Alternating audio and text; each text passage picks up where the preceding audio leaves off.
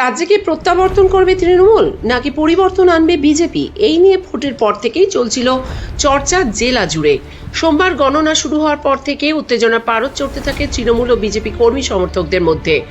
জেলা বিভিন্ন কেন্দ্রে বিজেপির প্রার্থীরা এগিয়ে থাকার খবর আসার পর ক্রমশ উত্তেজনা ছড়িয়ে পড়তে শুরু করে। বেলা বাড়ার সাথে সাথে বিভিন্ন জায়গায় শুরু হয় রাজনৈতিক হিংসা। দুর্গাপুরের মুচিপাড়ায় তৃণমূল কার্যালয়ে আগুন লাগিয়ে দেওয়া হয়। কার্যালয়ের ভিতর থাকা দলীয় পতাকার পাশাপাশি পুড়ে ছারখার হয়ে যায় চেয়ার টেবিল। এবার ঘটনাস্থল কাঁকসার বাসকোপার এলএনটি মোড়। তৃণমূল কর্মীর দোকানে আগুন, এই আগুন লাগালো কারা, সেই নিয়েও উঠছে প্রশ্ন। স্থানীয় সূত্রে জানা গিয়েছে, প্রশান্ত ঘোষ ও বাউল ঘোষের দুটি দোকান ছিল। মঙ্গলবার রাতে একদল দুষ্কৃতী একটি দোকানে আগুন ধরিয়ে দেয়, আরেকটি দোকানে ব্যাপক ভাঙচুর চালায়। এই ঘটনাকে ঘিরে এলাকায় উত্তেজনা ছড়ায়।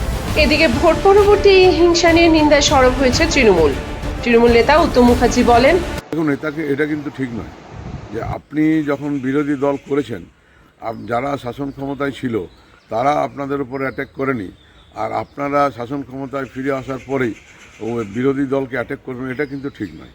এটা দয়া করে এটা করবেন না। অযথা অশান্তি বাড়িয়ে কোনো লাভ নাই, কারণ আমরা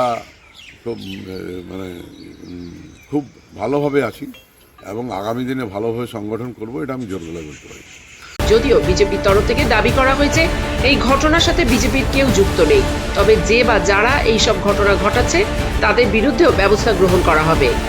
দুর্গাপুর পূর্বের ভাবী বিধায়ক চন্দ্রশেখর বন্দ্যোপাধ্যায় গতকাল স্পষ্ট বার্তা দিয়েছিলেন বিজেপির কর্মী সমর্থকদের উদ্দেশ্যে, যাতে কেউ মারধর বা ভাঙচুরের পথে না হাঁটে। সাথে তিনি এও প্রতিশ্রুতি দিয়েছিলেন যে আজকের মধ্যে অভিযুক্ত বিজেপির কর্মীদের গ্রেপ্তার করাবেন, কারণ বিজেপির মধ্যে সেই সততা আছে। আমরা কার্যকর্তাদের বলেছি, কেউ কোনো পার্টি অফিস দখলে যাবেন না, কেউ কোনো মারামারিতে যাবেন না। আমরা কালকে বিজেপি কার্যকর্তাদের অ্যারেস্ট করা করি, তো আমাদের মধ্যে সেই সততা আছে বলুন।